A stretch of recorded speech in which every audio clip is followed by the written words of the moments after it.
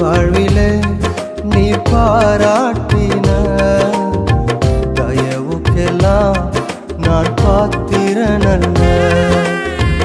இதுவரையில் நீர் தாங்கினது.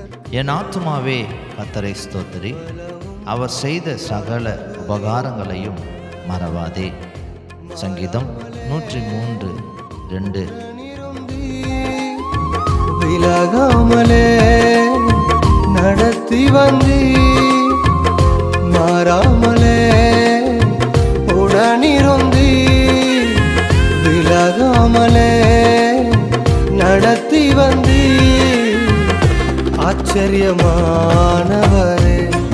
என் வாழின் அதிசயமானவரே. ஆச்சரியமான